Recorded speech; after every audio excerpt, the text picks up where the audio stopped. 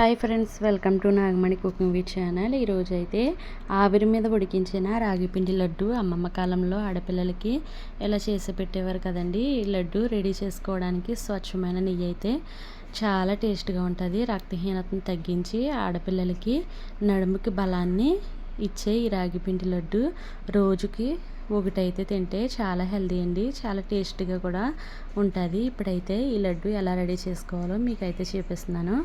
ఒక గిన్నె అయితే తీసుకుని అందులోనే ఒక కప్పు రాగి పిండి అయితే తీసుకున్నాను.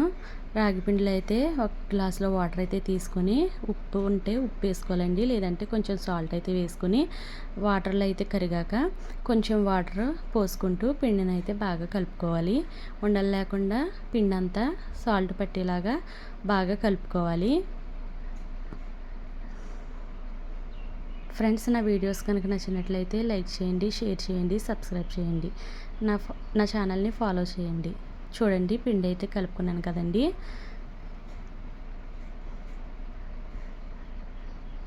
ఈ రాగి పిండి వల్ల చాలా ఉపయోగాలు ఉన్నాయండి. రాగి జావ కూడా చాలా మంచిది ఆరోగ్యానికి. ఈ ఎండాకాలంలో రాగి జావ కూడా తాగితే చాలా మంచిదండి. చూడండి, పిండి అయితే నేను కలిపేసుకున్నాను. ఇప్పుడైతే పక్కకు పెట్టి చిన్న దాకైతే తీసుకున్నాను. అందులో వాటర్ అయితే వేసి క్లాత్ కూడా తీసుకోవాలండి, కాటన్ క్లాత్ అయితే. ఇప్పుడైతే కాటన్ క్లాత్ కూడా తీసుకొని ఒకసారి అయితే తడుపుకోవాలి. నేను వాటర్లో అయితే తడిపి దాకకైతే కట్టేస్తున్నానండి. ఆవిరి మీద అయితే ఉడికిస్తాను అన్నాను కదండి. ఇప్పుడైతే ఆ క్లాత్ మీద అయితే పిండి వేసి ఉడికించుకోవాలి. చూడండి, నేను ముందుగా కలిపి పెట్టుకున్న రాగి పిండి అయితే వేస్తున్నాను.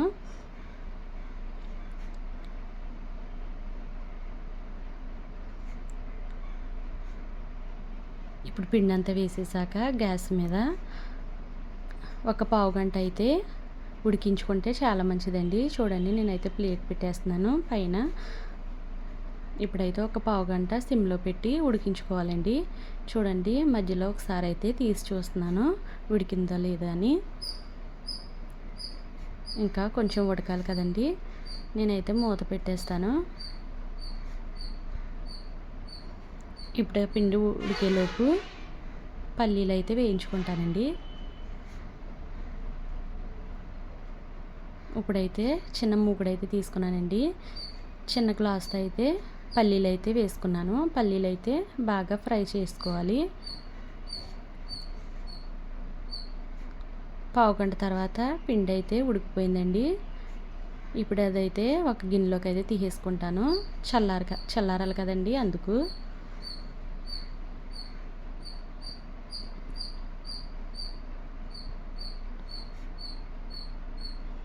పల్లీలు కూడా ఫ్రై అయిపోతున్నాయి. అవైతే పొట్టు తీసేసి మిక్సీలో అయితే మిక్సీ పట్టేస్తానండి. చూడండి, మిక్సీ పట్టేశాక ఆ పొడి కూడా రాగి పిండిలో అయితే వేసేసుకోవాలి. అలాగే నేను ఒక కప్పు రాగి పిండి అయితే తీసుకున్నాను కదండి, ఒక కప్పు బెల్లం అయితే తీసుకున్నాను. అందులోనే నెయ్యి అయితే వేసుకుంటూ ఉండల కింద అయితే చుట్టుకోవాలి. చూడండి, నేనైతే రెడీ చేసేసాను.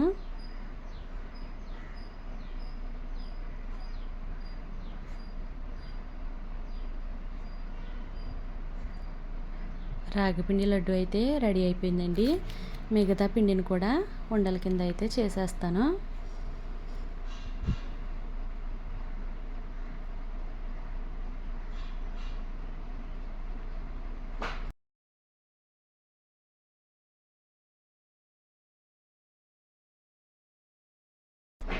చూడండి, మిగతా మిశ్రమాన్ని కూడా ఉండల కింద అయితే రెడీ చేసేసుకోవాలి. పిల్లలకి ఎముకలకి బలాన్ని కూడా ఇస్తుంది కదండి. ఐరన్ అయితే ఎక్కువగా ఉంటుంది రాగి పిండిలో. ఈ వేసవకాలం వస్తే ప్రతిరోజు కూడా రాగి జావ అయితే తీసుకోవాలి.